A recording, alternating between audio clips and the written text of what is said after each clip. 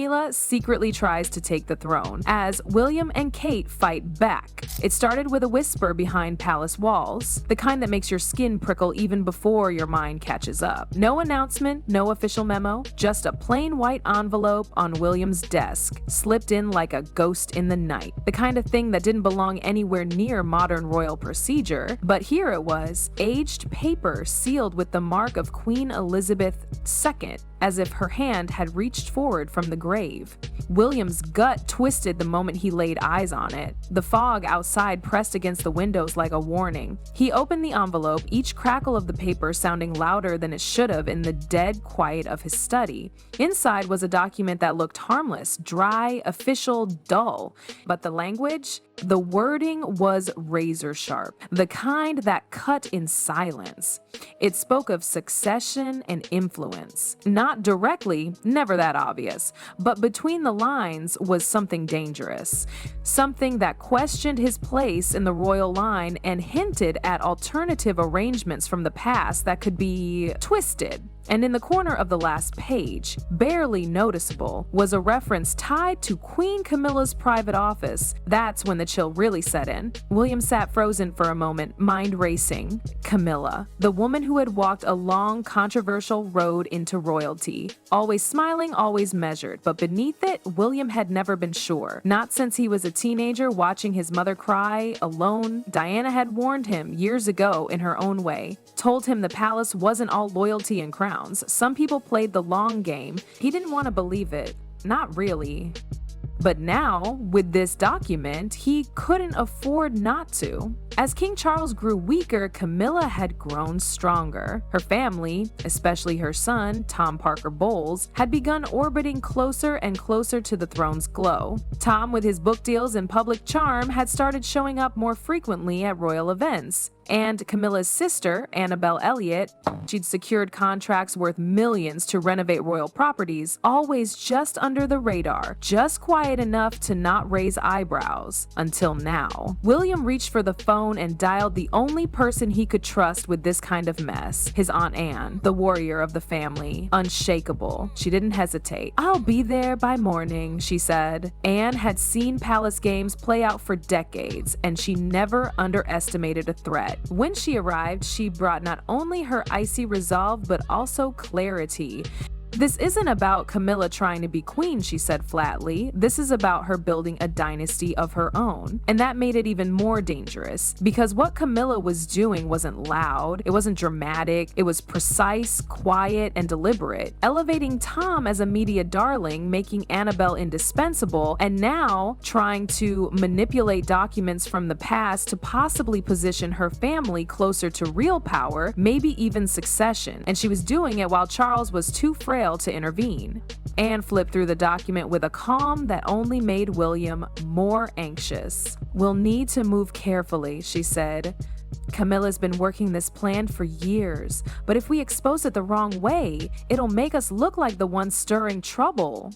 William knew she was right. Camilla had been playing chess while everyone else thought the board was still set for checkers. But he had one advantage she didn't see coming. He wasn't alone. He had Anne. And he had Catherine, strong, sharp, and media savvy. This wasn't just about who had the better story inside palace walls. It was about who could win the battle of perception, and if Camilla was going to play in the shadows, they were ready to drag the whole game into the light. Tom Parker Bowles stood beneath a crystal chandelier in a Mayfair ballroom, flashing his rehearsed smile to the room full of donors, journalists, and influencers. His crisp speech had just ended and the applause was shallow but polite. Behind that polished image, though, was a script carefully crafted to do one thing: undermine Prince William. And Camilla had helped write every line of it. "Prince William," Tom had said, pausing for emphasis, "is noble, yes, but sometimes leadership demands heart, real connection, not just cold duty." The crowd shifted, unsure whether to applaud or hold their breath. Some cameras clicked anyway, already sensing headlines.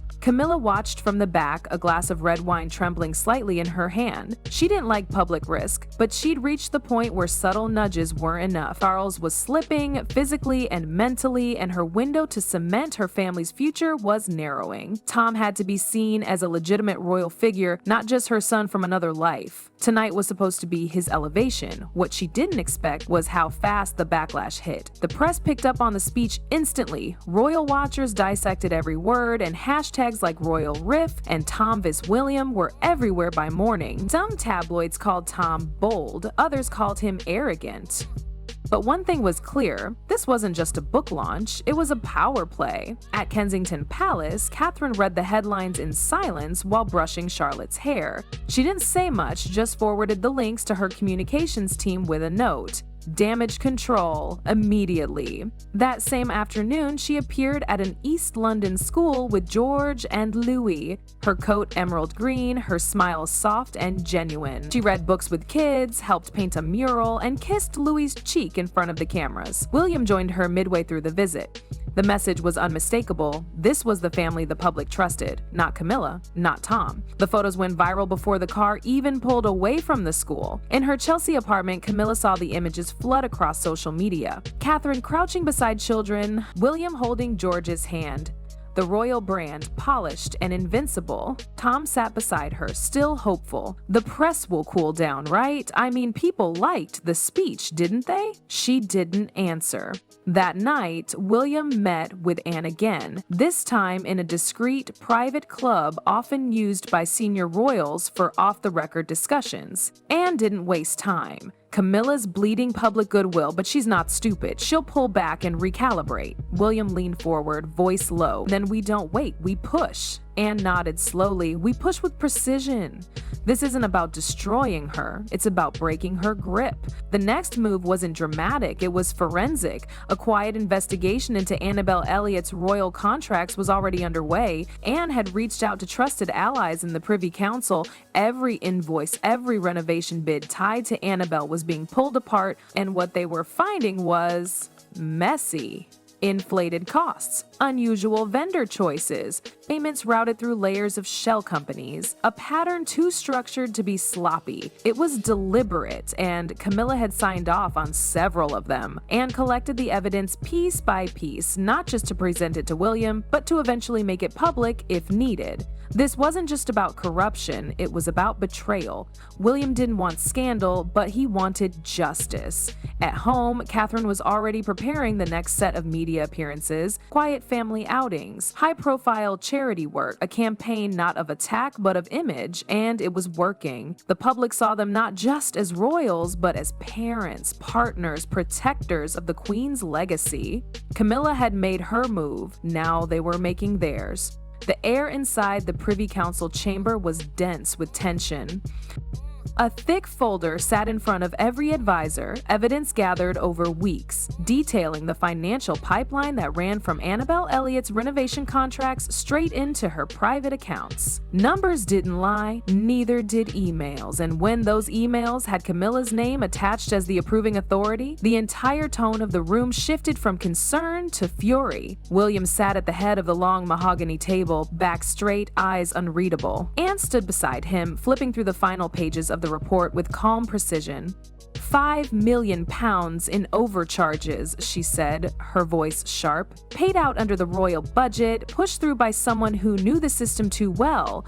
Camilla wasn't there, but her shadow loomed over every line of every document. An older advisor cleared his throat. We've served under Queen Elizabeth. She kept the family clean. This is a betrayal of everything she stood for. No one disagreed. A unanimous vote followed. Annabelle Elliott was stripped of all royal contracts and privileges, her access to Sandringham and Clarence House revoked. Tom Parker Bowles, though never directly tied to the finances, was quietly removed from public-facing royal duties, citing irreconcilable optics. The palace would make no formal accusations, but the message was clear. In her Chelsea flat, Camilla sat frozen frozen. The television blared coverage of William and Catherine visiting a children's hospice, smiling, surrounded by grateful parents framed perfectly in golden afternoon light. The headlines praised their grace. Social media overflowed with admiration. Her phone buzzed with silence. No calls, no support. Annabelle's voice cracked through the speaker as she sobbed. "They've taken everything. You promised we were untouchable." Camilla didn't answer. She had nothing left to promise. Charles, growing frailer by the day, summoned her for a private conversation. He was calm but distant, speaking in clipped sentences. "You need to step back," he said. "No more appearances, no more pushing. Let this settle, or it'll destroy what's left." Camilla left the meeting knowing exactly what that meant. Her era of quiet influence was over. At Kensington Palace, Catherine curled beside William on the couch, her hand tracing soft circles across his knuckles. "You did the right thing," she said. "For your grandmother. For us." He didn't speak right away. The weight of the weeks behind them sat heavy on his shoulders. "I didn't want a war," he muttered. "But I wasn't going to let her turn the monarchy into a family business," Thane called later that evening from Gatcombe Park. "Camilla's retreating, but don't mistake silence for surrender." William nodded, even though she couldn't see. "We stay ready." 2 weeks later, at a public event honoring Queen Elizabeth's contributions to British charities, William took the stage. Catherine stood beside him and watched from the front row. William's speech wasn't long, but it cut straight to the heart. "My grandmother believed the crown should serve, not rule, that integrity must always come before comfort, and that family doesn't mean blind loyalty, it means protecting the values passed down to us." The applause was thunderous. Somewhere across London, Camilla watched the broadcast in silence. Her empire had shrunk to a quiet apartment, her family fractured, her name no longer whispered in corridors of power, but written between the lines of scandal. She poured herself a glass of wine, but left it untouched on the table. In the fog beyond the windows, the monarchy remained, bruised perhaps, but intact. And standing at its center were William, Catherine, and Anne, unshaken, undefeated, and determined to never let shadows overtake the throne again.